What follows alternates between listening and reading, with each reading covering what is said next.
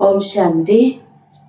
आज महावाक्य बाबा कहते आज डेट है 20 जुलाई 2026।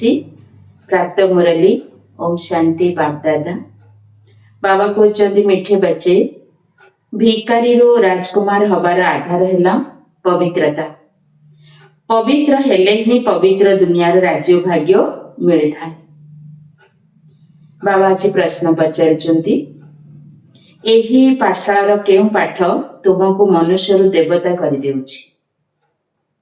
एही पाठशालार केउं पाठ तुमको मनुष्य देवता कर देउछि? बाबा कहउचंदी उत्तर तुमे एही पाठशाला रे प्रत्येक पाठ पढ़ुछ जे मो शरीर नुहे आत्मा। आत्मा अभिमानी हेले ही तुमे मनुष्य देवता नरु नारायण हो जाउछ। वर्तमान मनुष्य समस्ते पूजारी अर्थात पतित देह अभिमान अटंती। सेथिपाई पतित पावन बाबा को डाकिबारे लागिछंती। आजिर गीत छोड़ विदे आकाश यांसन के डाकुचंदी भक्त। ओम शांति। पिला माने जानिछंती ओम शांति किए कहले? केउ पिला माने आत्मा माने जानिछंती जे ओम शांति कहार आत्मा कहला? परम पिता परमात्मा कहले। पिला माने जानिछंती जे एहा मनुष्यर आत्मा कहि नाही, एहा परम पिता परमात्मा शिव कहिछंती। से समस्तंगर पिता उच्चर उच्च अटंती। एबे गीतारे सुनिल जे भारत उपरे बहुत मायार परछाया पड़ुछि। समस्ते बहुत पतित हो जाइछंती।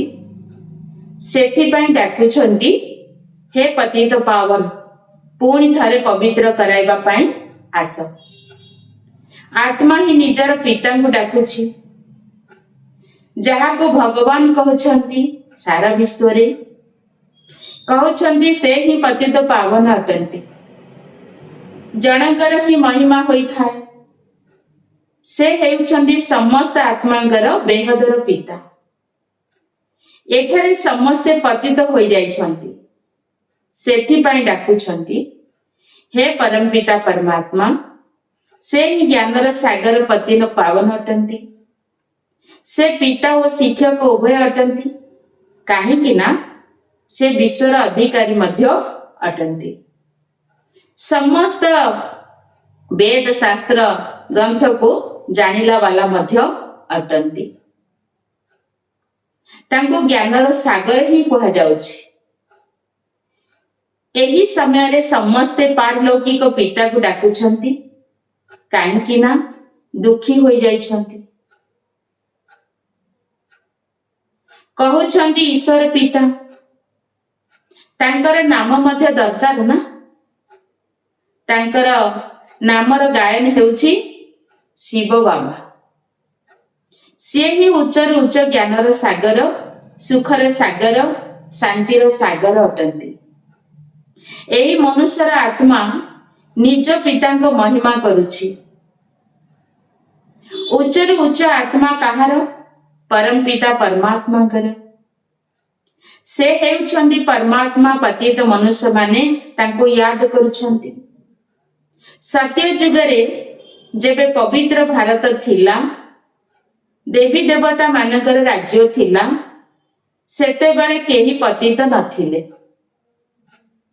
एहा हेउछि तम प्रधान दुनिया अर्थात एही दुनिया रे जे मनुष्य माने रहुछंती सब पाप आत्मा अटंती। एही भारत पावन थिला पुणी पतित हो जाइछि। कली जुगरे समस्ते पतित अटंती। तुमे जानिछ ज्ञानर सागर पतित पावन परम पिता परमात्मा परम धामरु आसी आमको ब्रह्मांग द्वारा पाठ पढ़ाउछंती। तेबे तांकु शरीर तो निश्चय दरकार ना। एही कथा कौनसी शास्त्र रे नहीं। तेणु आज केमती बुझी पारिबे? ଜ୍ଞାନର ସାଗର ଯିଏ କି ବିଶ୍ୱର ଅଧିକାରୀ ଅଟନ୍ତି ସିଏ ହିଁ ସବୁ କିଛି ଜାଣିଛନ୍ତି। ଭାରତରେ ଚିତ୍ର ମଧ୍ୟ ରହିଛି ଯେ ବିଷ୍ଣୁଙ୍କ ନାଭିରୁ ବ୍ରହ୍ମା ବାହାରିଲେ, ତାଙ୍କ ହାତରେ ଶାସ୍ତ୍ର ଦିଆଯାଇଛି। ବର୍ତ୍ତମାନ ବିଷ୍ଣୁ କୌଣସି ଶାସ୍ତ୍ରର ସାର ଶୁଣାଉନାହାନ୍ତି। ପରମପିତା ପରମାତ୍ମା ଜ୍ଞାନର ସାଗର ବ୍ରହ୍ମାଙ୍କ ଦ୍ୱାରା ସବୁ ଶାସ୍ତ୍ର ଗୁଡିକର ସାର ବୁଝାଉଛନ୍ତି। ବ୍ରହ୍ମା ବିଷ୍ଣୁ ଶଙ୍କରଙ୍କର ମଧ୍ୟ ସେ ରଚୟିତା ଅଟନ୍ତି। ବ୍ରହ୍ମାଙ୍କୁ ଅଥବା ବିଷ୍ଣୁଙ୍କୁ ଜ୍ଞାନର ସାଗର କୁହାଯିବ ନାହିଁ। ଶଙ୍କରଙ୍କର କଥା ତ ଛାଡ଼ି ଦିଅ, ଏବେ ଜ୍ଞାନର ସାଗର କିଏ? ନିରାକାର ଉଚ୍ଚରୁ ଉଚ୍ଚ ପରମାତ୍ମା ହିଁ ପତିତ ପାବନ ଅଟନ୍ତି। ଏହି ମହିମା ହେଉଛି ସେହି ପରମପିତା ପରମାତ୍ମାଙ୍କର। ଏଠାରେ ବି ଆତ୍ମା ହିଁ ମହିମା ହେଉଛି। ବାବା କହୁଛନ୍ତି ଏଠାରେ ବି ଆତ୍ମା ହିଁ ମହିମା ହେଉଛି। ଆତ୍ମା ହିଁ ଶରୀର ଦ୍ୱାରା କହୁଛି ମୁଁ ରାଷ୍ଟ୍ରପତି, ମୁଁ ବ୍ୟାରିଷ୍ଟର ଆଦି ଅମୁକ ମନ୍ତ୍ରୀ। ଆତ୍ମା ହିଁ ପଦବୀ ନେଇଥାଏ ନା। ଶରୀର ଦ୍ୱାରା ଆତ୍ମା କହିଥାଏ ମୁଁ ଗୋଟିଏ ଶରୀର ଛାଡ଼ି ଅନ୍ୟ ଶରୀର ନେଉଛି। ଏହି ସମୟରେ ବାବା ଆସି କହୁଛନ୍ତି ପିଲାମାନେ ଆତ୍ମା ଅଭିମାନୀ ହୁଅ। ମୁଁ ତୁମର ପିତା ଆସିଛି ତୁମକୁ ପାଠ ପଢାଇବା ପାଇଁ। ତେଣୁ ଆମେ ତ ପଢାଇ ଉପରେ ଧ୍ୟାନ ଦେବା ହିଁ ଦରକାର, କାରଣ ଏଇ ସମୟ ହିଁ ଆମ ପାଇଁ ବହୁତ ମୂଲ୍ୟବାନ। ଏଇ ସମୟକୁ ଆମେ ହାତ ଛଡା କରିବା ତେବେ ଏଇ ପଢାଇ ଆଉ ପ୍ରାପ୍ତ ହବ ନାହିଁ। ଏହା ପାଠଶାଳା ଅଟେ।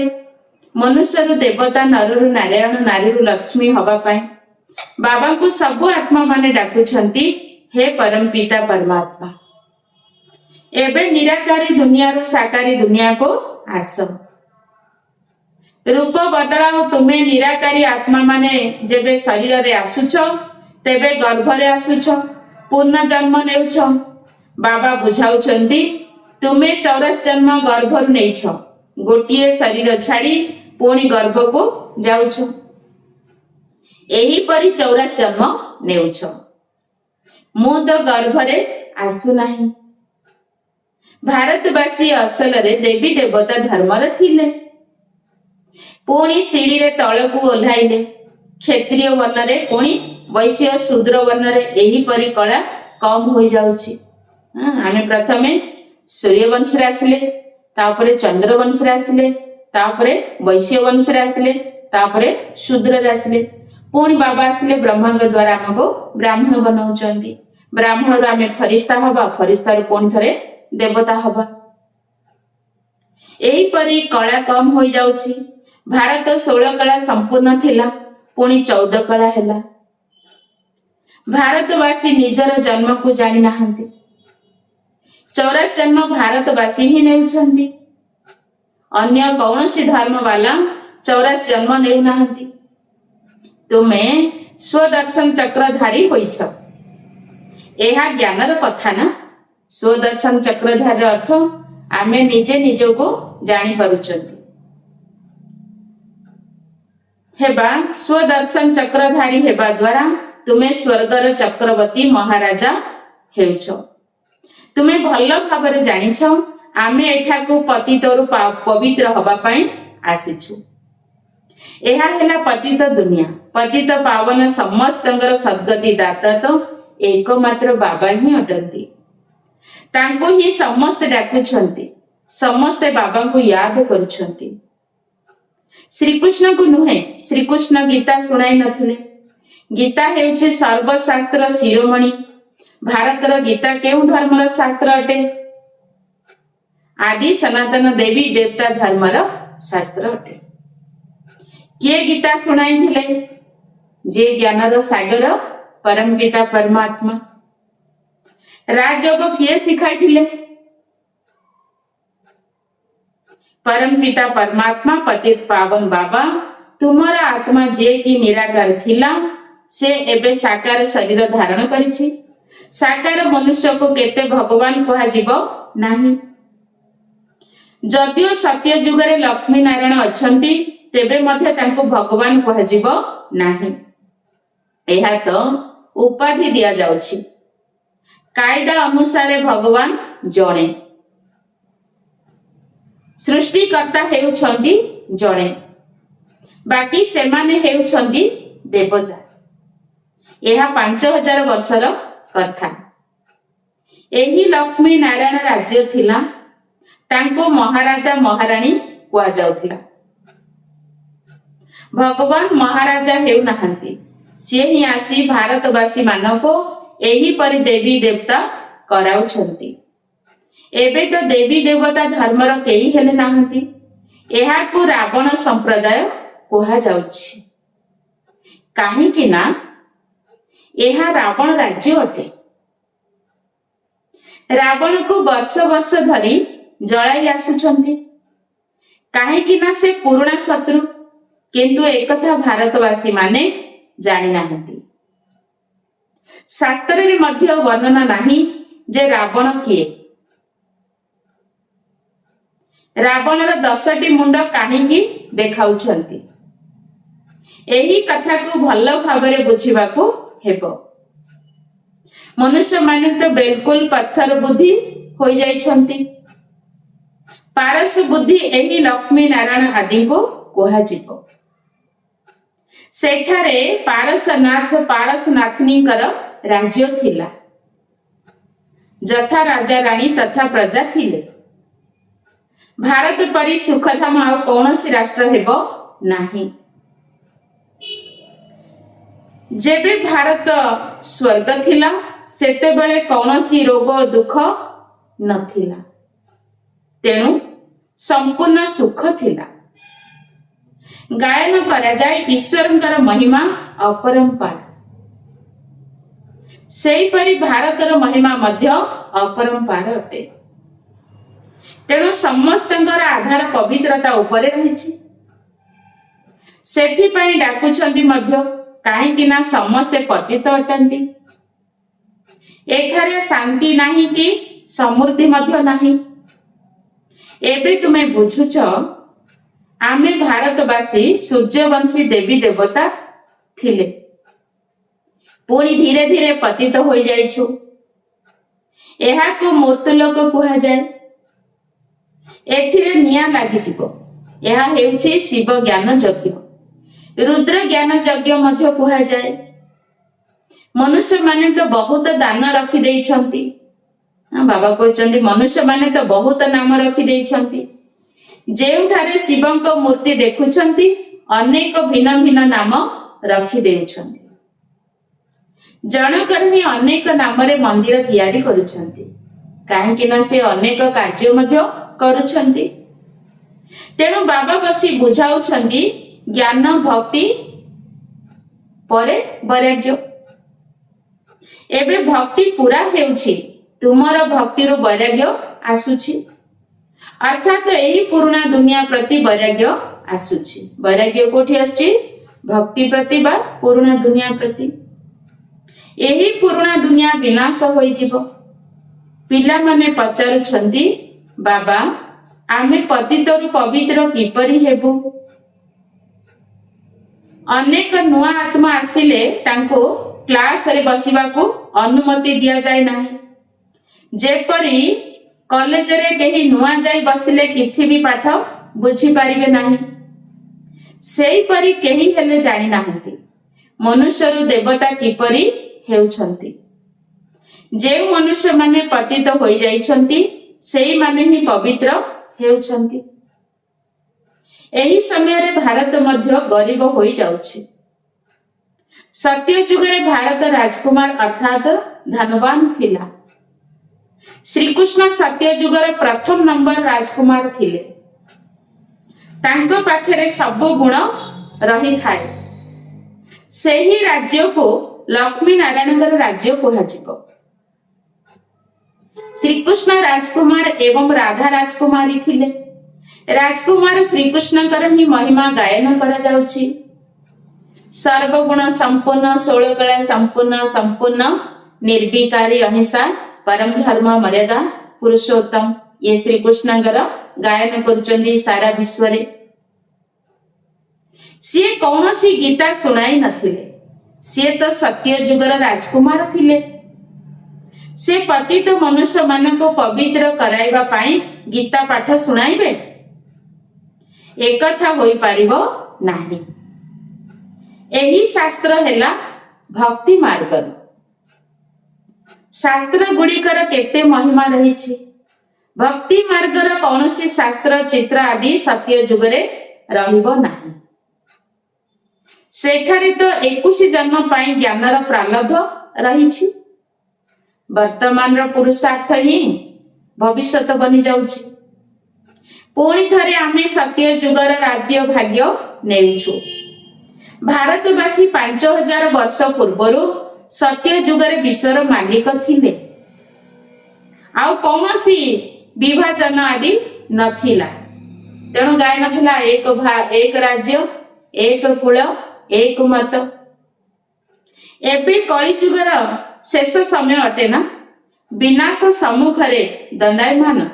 ଭଗବାନ ଏହି ଜ୍ଞାନ ଯଜ୍ଞ ରଚନା କରିଛନ୍ତି ପତିତ କଳିଯୁଗକୁ ପବିତ୍ର ସତ୍ୟ ଯୁଗ କରିବା ପାଇଁ। ତେବେ ନିଶ୍ଚୟ ପତିତ ଦୁନିଆର ବିନାଶ ହେବ ନା? ଗାୟନ ମଧ୍ୟ ରହିଛି। କଣ ଗାୟନ ରହିଛି? ଯେ ବ୍ରହ୍ମାଙ୍କ ଦ୍ୱାରା ଆଦି ସନାତନ ଦେବୀ ଦେବତା ଧର୍ମର ସ୍ଥାପନା ତାହା ଏବେ ଶିବ ବାବା ବ୍ରହ୍ମାଙ୍କ ଦ୍ୱାରା କରାଉଛନ୍ତି। ତୁମେ ଏବେ ମନୁଷ୍ୟରୁ ଦେବତା ହେଉଛ। ଗାୟନ ମଧ୍ୟ କରୁଛନ୍ତି। ପରମ ପିତା ପରମାତ୍ମା ବ୍ରହ୍ମାଙ୍କ ଦ୍ୱାରା ସ୍ଥାପନା କରାଉଛନ୍ତି। ସେ ତ ହେଲେ ପ୍ରଜାପିତା, ତାଙ୍କର ହିଁ ସମସ୍ତେ ସନ୍ତାନ। ବାସ୍ତବରେ ବ୍ରହ୍ମାଙ୍କ ଦ୍ୱାରା ହିଁ ସ୍ୱର୍ଗର ସ୍ଥାପନା ହୋଇଥିଲା। ଆଜିଠାରୁ 5000 ବର୍ଷ ପୂର୍ବରୁ ମଧ୍ୟ ମୁଁ ସଙ୍ଗମ ଯୁଗରେ ଆସିଥିଲି ତୁମକୁ ଏହି ରାଜଯୋଗ ଶିଖାଇବା ପାଇଁ। ଶ୍ରୀକୃଷ୍ଣ ନୁହନ୍ତି, ମୁଁ ଆସିଥିଲି।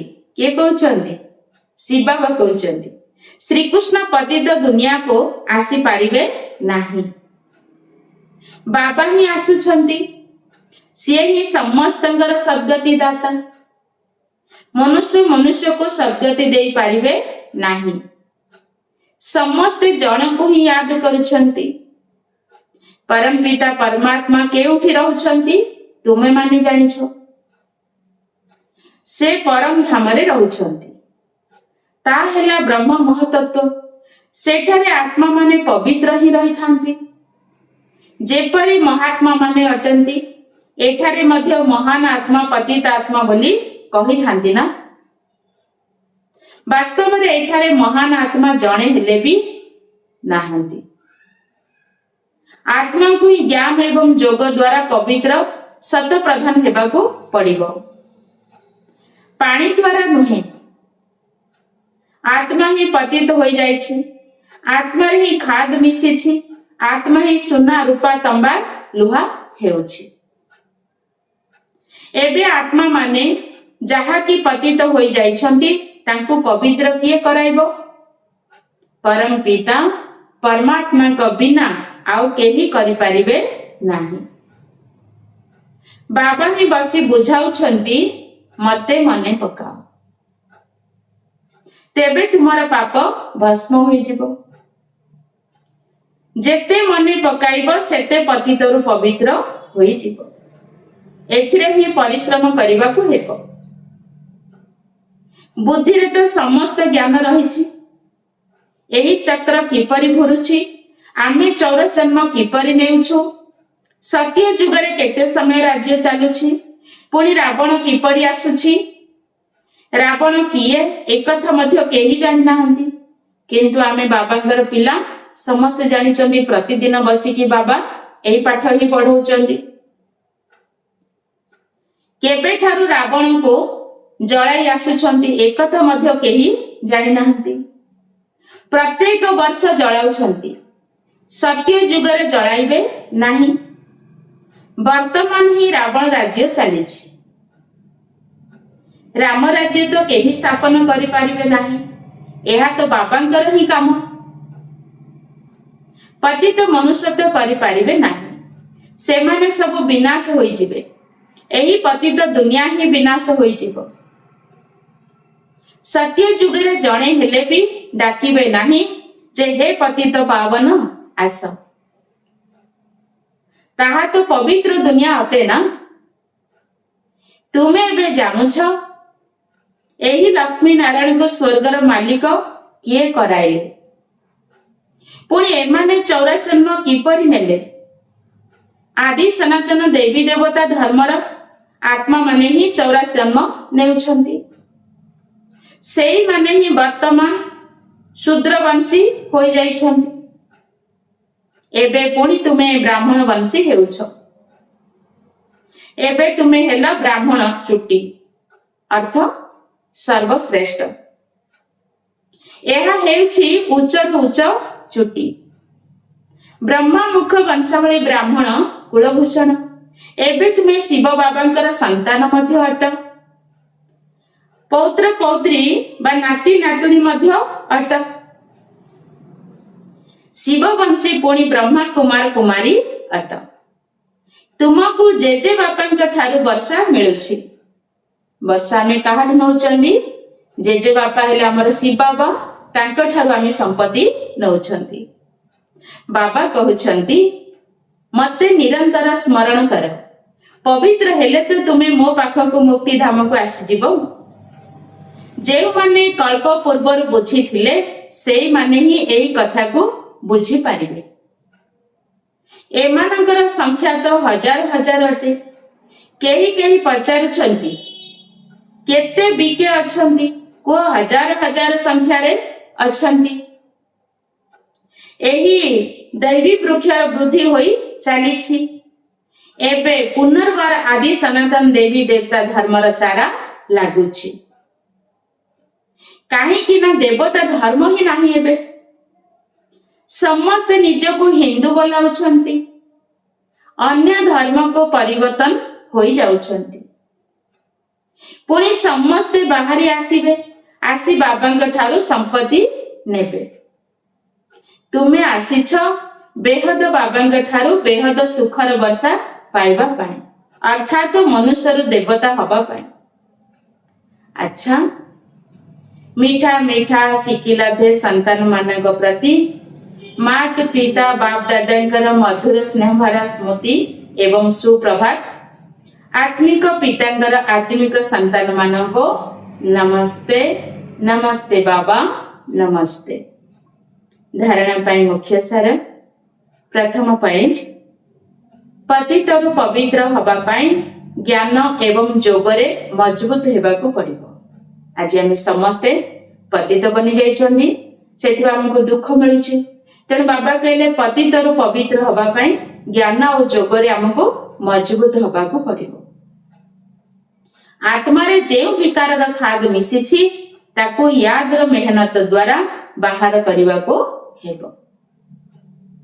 ନମ୍ବର 2, ଆମେ ବ୍ରହ୍ମାମୁଖ ବଂଶାବଳୀ ବ୍ରାହ୍ମଣ ଚୁଟି ଅର୍ଥ ଶ୍ରେଷ୍ଠ, ଏହି ନିଶାରେ ରହିବାକୁ ହେବ। ବ୍ରାହ୍ମଣ ହିଁ ବର୍ଷାର ଅଧିକାରୀ ଅଟନ୍ତି। କାହିଁକି ନା ଶିବ ବାବାଙ୍କର ନାତୁଣୀ ନାତି ଅଟନ୍ତି।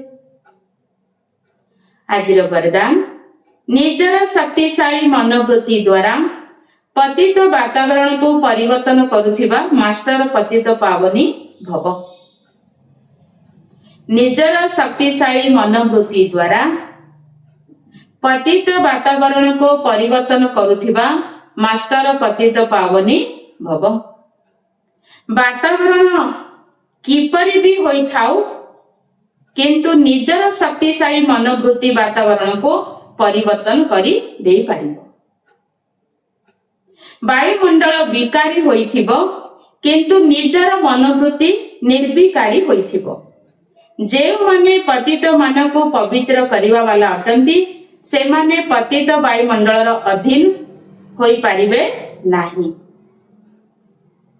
ତେଣୁ ମାଷ୍ଟର ପତିତ ପାବନୀ ହୋଇ ନିଜର ଶକ୍ତିଶାଳୀ ମନୋବୃତ୍ତି ଦ୍ୱାରା ଅପବିତ୍ର ବା ଦୁର୍ବଳ ବାତାବରଣକୁ ସମାପ୍ତ କର।